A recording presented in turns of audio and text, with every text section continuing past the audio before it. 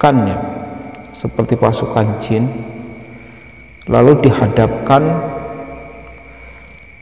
ke suatu pengadilan. Di situ ada hakimnya, ada saksi-saksi, ada keluarga korban.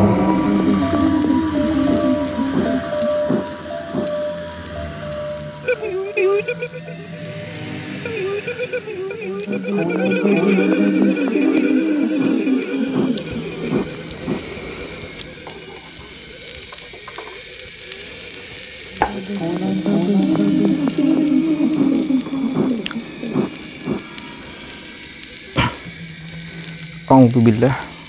Assalamualaikum warahmatullahi wabarakatuh. Sebelum memulai cerita, saya ingin mengucapkan terima kasih kepada teman-teman yang telah mengunjungi channel kami yang sederhana ini. Semoga terhibur, semoga mendapatkan manfaat. Saya juga ingin mengucapkan terima kasih sebanyak-banyaknya kepada teman-teman yang telah mau mensubscribe, memberikan like, berkomentar, atau bahkan men-share cerita-cerita yang saya bagikan. Langsung ke cerita. Cerita yang ingin saya ceritakan kali ini masih cerita spesial bulan Ramadan ya. Jadi cerita ini mengenai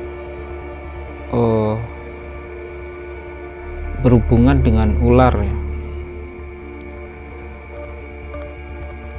Kenapa ada kasus-kasus orang yang setelah membunuh ular tiba-tiba meninggal dunia atau hilang atau lain sebagainya. Mungkin cerita ini bisa memberi pelajaran atau jawaban tentang masalah tersebut. Dalam kitab Al-Mukhtar Al-Mashhun min A'lam min Qurun, Ibnu Hajar Al-Asqalani bercerita dari Ali bin Muhammad Nu'man Al-Hawi. Jadi ceritanya ini terjadi pada seorang qadhi, Ibnu Sirot, namanya Ibnu Sirot. Ketika itu Ibnu Sirot baru pulang ke rumah. Nah, ketika pulang ke rumah, dia melihat ada ular di dalam rumahnya tersebut.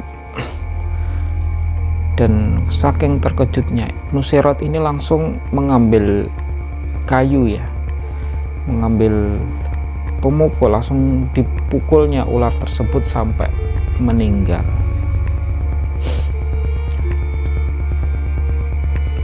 Dalam cerita yang diceritakan Ibnu Hajar Al-Asqalani, Ibnu Hajar ini salah satu penulis kitab hadis ya, penghafal hadis yang terkenal, yang beliau awalnya putus asa menghafal hadis, lalu di tengah jalan melihat ada setitik air yang menetes di atas batu, sehingga batu itu menjadi berlubang. Akhirnya dia kembali lagi dan akhirnya menjadi orang yang hebat ya, penghafal hadis, karena bahkan batu pun ketika tertetes air lama-lama dia akan berlubang. Jadi akhirnya dia disebut Ibnu Hajar ya. Hajar itu dalam bahasa Arab itu artinya batu. Nah, dalam ceritanya itu Ibnu Sirot setelah membunuh ular tersebut, tiba-tiba dia menghilang ya. Tidak diceritakan kapan waktunya, tapi setelah kejadian dia membunuh ular tersebut, beberapa waktu kemudian dia menghilang. Dan di situ kerabatnya, keluarganya mencari-cari, tidak ketemu sama sekali. Jadi dia benar-benar langsung hilang. Nah, setelah beberapa waktu, akhirnya Ibnu Sirot ini kembali lagi ya ditemukan. Dan ketika itu dia bercerita, Jadi ketika dia menghilang itu, Ibnu Sirot dibawa ke alam jin, dan di situ dia dibawa oleh seperti pasukannya, seperti pasukan jin, lalu dihadapkan ke suatu pengadilan. Di situ ada hakimnya, ada saksi-saksi, ada keluarga korban, dan dia dibawa ke situ dan diadili di situ. Jadi menurut Ibnu Sirot ketika itu, dia benar-benar diadili seperti pengadilan yang ada di dunia manusia. Dan di situ hakim bertanya ke keluarga korban, apakah benar orang ini yang telah membunuh keluargamu? Benar, dia yang telah membunuh, kata keluarganya ini. Setelah itu hakim ini bertanya ke Ibnu Sirot, benarkah kamu yang telah membunuh keluarga dari orang-orang ini? Ibnu Sirot pun ketika itu menolak, ya, tidak, saya tidak membunuh sama sekali, kata Ibnu Sirot. Akhirnya hakim ini berbisik-bisik, dan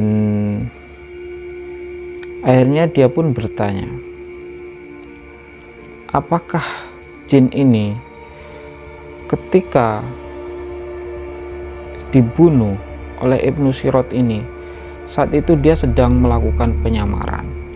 Karena ketika itu, kata hakim dari jin ini, ya, dari kalangan jin ini, saya mendengar Rasulullah bersabda. Jadi jin-jin ini jin muslim, ya. Rasulullah bersabda kepada kalian, maksudnya kepada manusia ini, bila ada ular yang masuk ke dalam rumah, terutama ular yang berbisa, maka ular itu diizinkan untuk dibunuh. Nah, ketika itu orang-orang, bukan orang, ya, bangsa jin yang ada di ruangan pengadilan itu, dan Ibnu Sirot mengatakan bahwa Rasulullah memang bersabda seperti itu.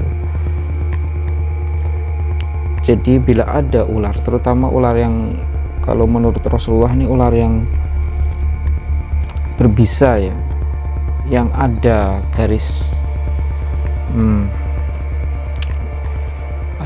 di punggungnya, ya, itu boleh langsung dibunuh. Dan akhirnya ketika itu Ibnu Sirot dibebaskan, dan ketika dibebaskan itulah tiba-tiba dia muncul kembali di dalam rumahnya. Cerita ini menunjukkan bahwa memang kadang-kadang bangsa jin ini bisa melakukan pengadilan, ya, ke manusia. Ada suatu cerita yang lain. Ceritanya ketika itu dalam suatu perang. Jadi ada peperangan, kalau tidak salah perang Badar, ya. Nah, ketika itu salah satu sahabat Nabi masih muda, ketika itu baru menikah, ikut perang, dan dia meminta izin sebentar untuk menengok keluarganya atau istrinya yang dia tinggal di rumah. Nah, dia pun pulang, dan ketika pemuda ini sampai di rumah, dia melihat istrinya ada di luar rumah. Jadi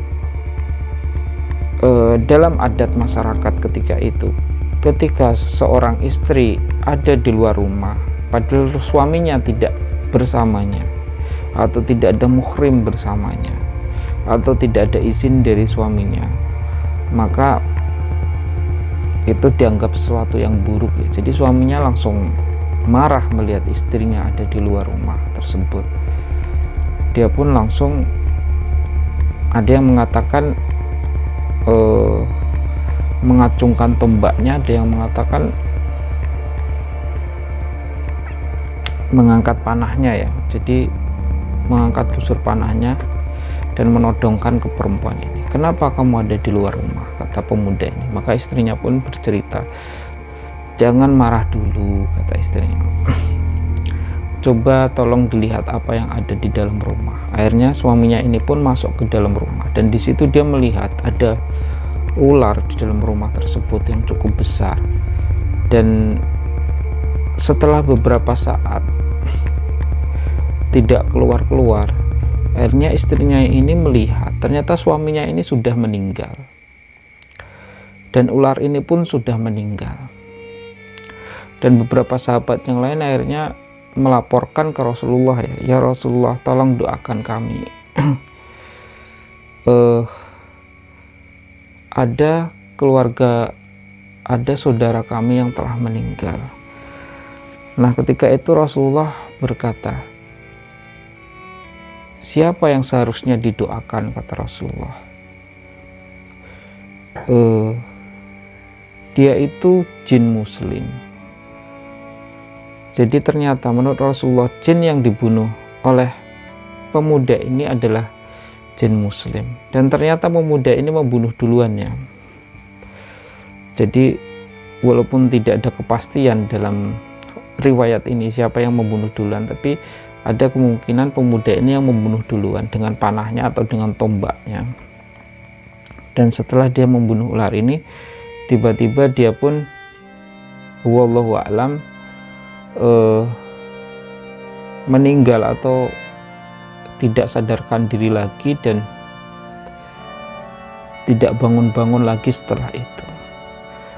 Mungkin dia ada kerabat dari jin ini yang membalas dendam dan membunuhnya, atau dia masuk ke alam jin lalu dibunuh ya. Tetapi Rasulullah mengatakan ketika itu,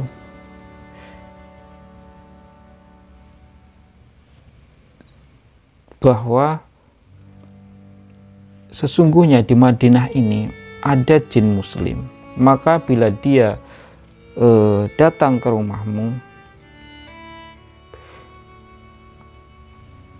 dan kamu melihat sosok jin, biarkanlah dia selama 3 hari, dan apabila selama 3 hari ini dia tidak mau keluar, maka kamu boleh membunuhnya. Karena mungkin dia adalah jin kafir. Jadi bila ada jin diizinkan untuk tinggal di rumah selama 3 hari. Bila tidak keluar setelah 3 hari ini, boleh dibunuh ya.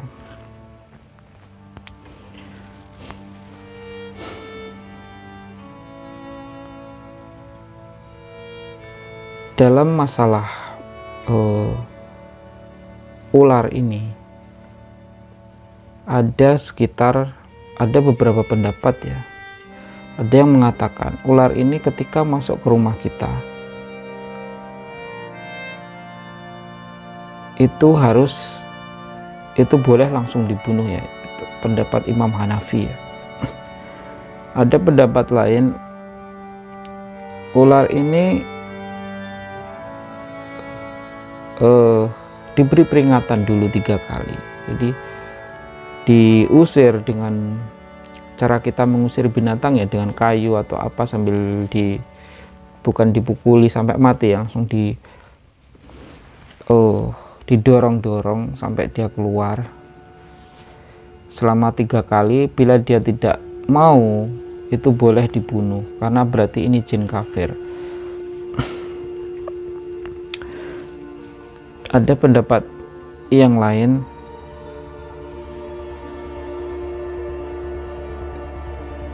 jin ini bila di kota Madinah tidak boleh dibunuh, tapi ini khusus untuk ular yang masuk ke rumah di kota Madinah.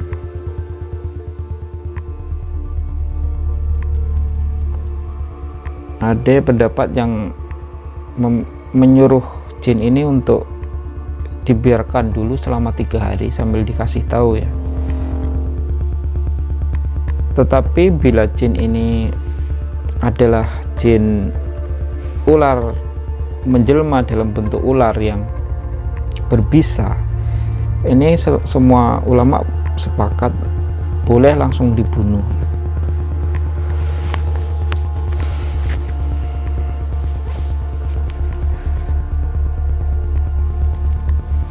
Nah, dalam berbagai cerita yang beredar di masyarakat kita itu banyak sekali kasus ya. Salah satunya cerita yang saya ceritakan tentang jin, tentang judulnya ular ya. Itu juga kasus yang saya alami sendiri yang berhubungan dengan ular. Dan masih banyak sekali kasus-kasus di masyarakat. Mungkin ada yang bercerita tetangganya, keluarganya tiba-tiba meninggal setelah membunuh ular dan lain sebagainya. Mungkin ini bisa memberi masukan atau ilmu kepada kita apa yang harus kita lakukan ketika melihat ular ada di rumah kita atau di kebun kita. Kalau saya cenderung berpendapat, kalau kita melihat ular, kalau di rumah kita, kalau dia ular ini berbisa, maka boleh langsung dibunuh.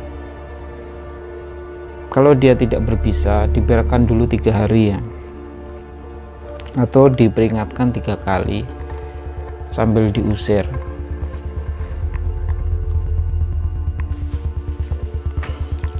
Sedangkan bila kita melihat di kebun, kalau dia bukan ular berbisa, dibiarkan saja.